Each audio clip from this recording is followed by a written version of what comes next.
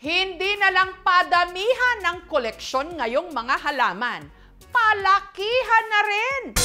Mobile phone bracket. Hindi lang gadgets ang ina-unbox ngayon. Pati na rin mga Wow! halaman. Ang ganda nito. Ay, nakaka-excite magtanim. Pero sa lahat ng mga halaman na kanyang in-unbox, dito siya pinaka-naiyak. Isa sa mga dream plant ko ay silong na malaki. Philodendron Sellum plant na kalimitang nagkakahalaga ng 5,000 pesos. Pero ibinigay lang daw sa kanya ng libre. Thank you so much. May paistaran nga raw ngayon ang mga plantito at plantita. Hindi lang nagpaparamihan ng koleksyon, nagpapalakihan pa. Mas malaki, mas bongga. Yun nga lang, ang presyo ng ibang giant halaman may sagahigante rin. Umaabot ng halos 1 milyong piso. Tuwing umaga, nasa garden na ito si Mara. Hindi para magbungkal ng lupa, kundi para mag-live sell ng mga halaman. Ayan, good afternoon po everyone! Ayan, naiikutan namin ni Miss Julina. As in, sobrang laki siya. Ayan.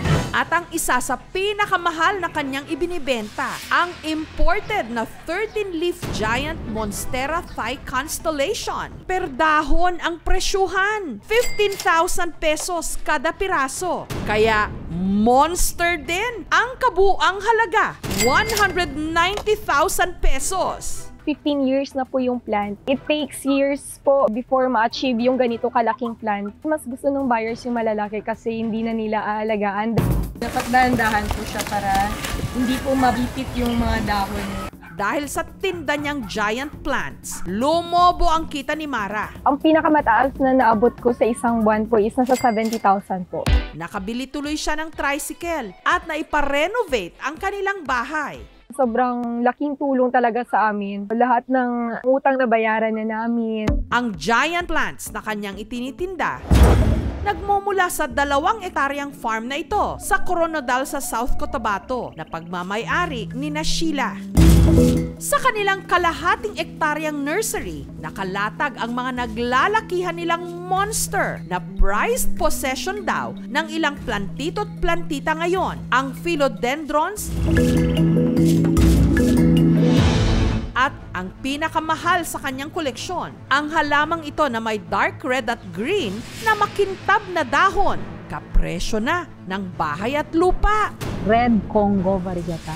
Ito talaga yung isa sa pinakamahal kong binili noon. 600 ba? Maliit pa po ako, hilig na talaga ako sa plants. At first, parang naging hobby lang. And then later on, sabi ko, ba't hindi kaya ako magbenta? Sa 2 dekada niyang paghahalaman, nito raw talagang pandemic nag-boom ang kanyang business. Lumaki ho talaga ang kita ko. Times 15. If you import by million, siyempre po ang return nyo ganun din.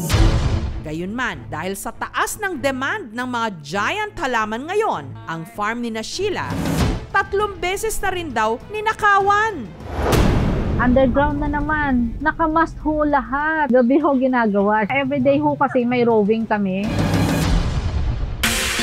Ito naman ang giant halaman na kinalolokohan ngayon, ang Alocasia. Isa sa pinakalumalaking uri nito, ang elephant ear giant taro o badyang. Grabe oh! Pang second floor ng mga halaman worth 10 million. Bawal ang COD ha, bili ni COD. Hala pa, May. Lumalaki ng hanggang 10 feet. Nakalulula nga lang ang presyo. Umaabot ng 50,000 pesos kada puno. Pero kung may lugar sa Pilipinas na heaven para sa badyang lovers, dito yan sa bayan ng Badyangan sa Iloilo. Derived from the word Kabadyangan, meaning it is a place where badyang plants abundantly grow. Parang kabuti lang daw kung tumubo ang mga badyang sa kanilang mga bakuran. Gaya na lang sa lote ni Tatay Julius, kung saan nakatindig ang 20 puno ng badyang. Mahaba ang tangkay nito at malapad ang mga dahon na hahawig sa giant abaniko. Ang badyang mama si diin lagurura tubo kung may tubig gagaway gabuhi marna. Sa loob lang daw ng 2 hanggang 3 buwan, lumalaki ang mga puno nito. Pero kung marami sa mga taga-Maynila, lokong-loko sa badyang, ang mga tanim sa bakuran ni Tatay Julius, dinadaan-daanan lang nila. Kung hindi ginagawang payong, ipinanggagamot. Na kung masakit busong mo, buwal ka kung buso ka kagilhabon mo sa kwan kakaklayo o pag tama ka mahal. Nakibot ka mami, hindi ka mahal ka tisyo na. Kung may mabakal mami, bigya ka pa ito. Dito naman sa Tabuk sa Kalinga, ang badyang ipinapakain lang sa mga alaga nilang baboy.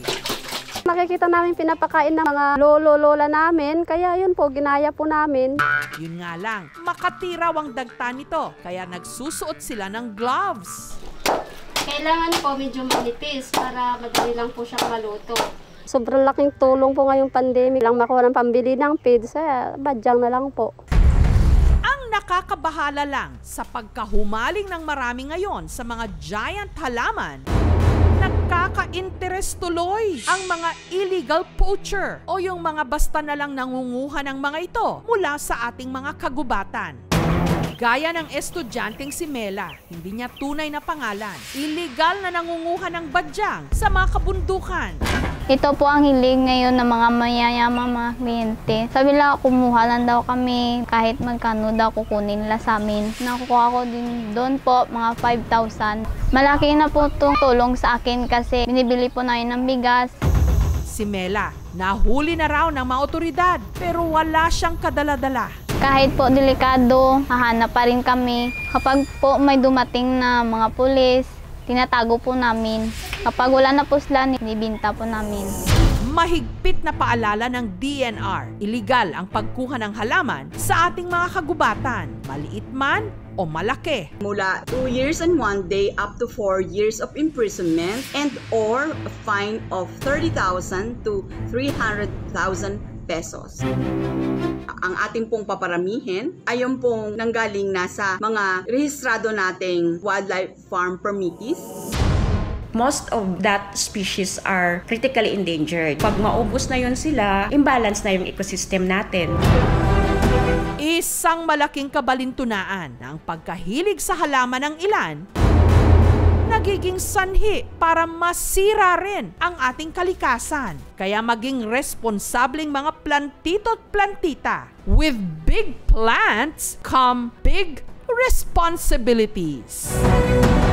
Mga kapuso, kung nagustuhan niyo po ang videong ito, subscribe na sa GMA Public Affairs YouTube channel and don't forget to hit the bell button for our latest updates.